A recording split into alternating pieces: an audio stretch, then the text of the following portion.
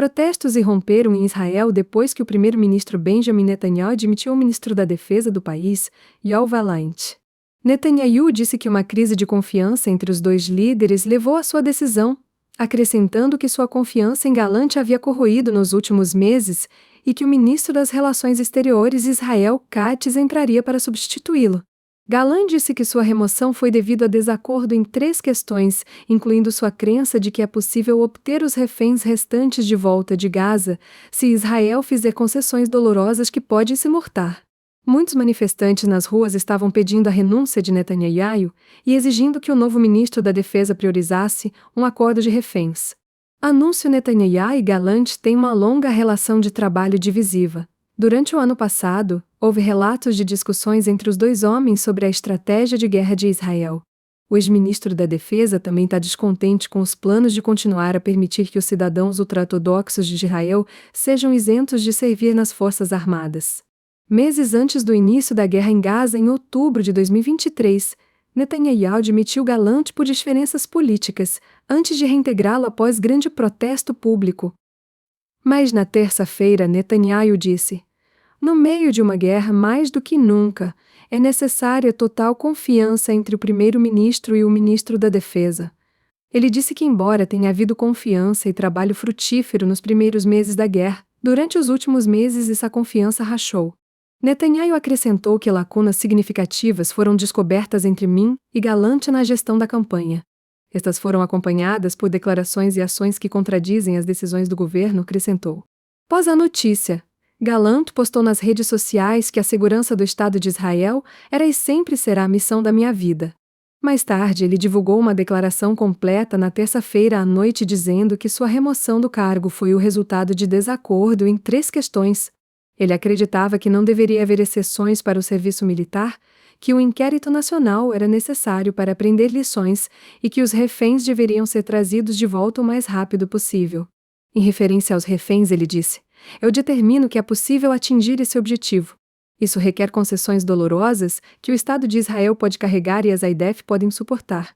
Um dos que protestaram após o anúncio, Yair Amit, disse que Netanyahu está colocando o país inteiro em perigo e pediu ao primeiro-ministro que renunciasse ao seu cargo e deixasse pessoas sérias liderarem Israel. Alguns manifestantes atearam fogo na rodovia Ayalon e bloquearam o tráfego em ambas as direções, de acordo com a mídia israelense. Um grupo que representa as famílias de pessoas feitas reféns pelo Hamas em seu ataque de 7 de outubro também condenou a demissão de Gallant por Netanyahu, chamando-a de uma continuação dos esforços para torpedear um acordo de libertação. O Fórum de Reféns e Famílias Desaparecidas pediu ao novo ministro da Defesa que expresse um compromisso explícito com o fim da guerra e realize um acordo abrangente para os sequestrados.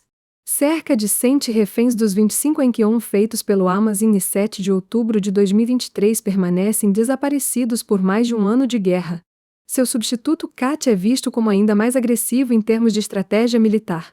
Outro aliado de Netanyahu, Gideon Saar, que anteriormente não ocupava nenhuma pasta de gabinete, se tornará o novo ministro das Relações Exteriores. A remoção de Gallant entrará em vigor em 48 horas. A nomeação dos novos ministros requer a aprovação do governo e, em seguida, do Knesset. Netanyahu demitiu Gallant pela primeira vez em março de 2023 após seu desacordo sobre planos controversos para reformar o sistema de justiça. Mas ele foi forçado a retirar a demissão após protestos públicos massivos em várias cidades de Israel em um evento que ficou conhecido como Noite de Gallant. Em maio deste ano, Gallant expressou frustração aberta com a falha do governo em abordar a questão de um plano pós-guerra para Gaza. Gallant queria que Netanyahu declarasse publicamente que Israel não tem planos de assumir o governo civil e militar em Gaza. Foi um raro sinal público de divisões dentro do gabinete de guerra de Israel sobre a direção da campanha militar. Desde outubro, tenho levantado essa questão consistentemente no gabinete, disse Gallant, e não recebi nenhuma resposta. Netanyahu respondeu dizendo que ele não estava pronto para trocar o Hamastão pelo Fatahistão, em referência aos grupos palestinos e rivais Hamas e Fatah. Respondendo à remoção de Gallant na noite de terça-feira, membros dos partidos de oposição política de Israel pediram protestos do público. A demissão de Gallant também ocorre no dia da eleição presidencial no Zéu, o principal apoiador de Israel em sua guerra em Gaza, um momento observado por vários meios de comunicação israelenses. Gallant era visto como tendo um relacionamento muito melhor com a Casa Branca do que Netanyahu.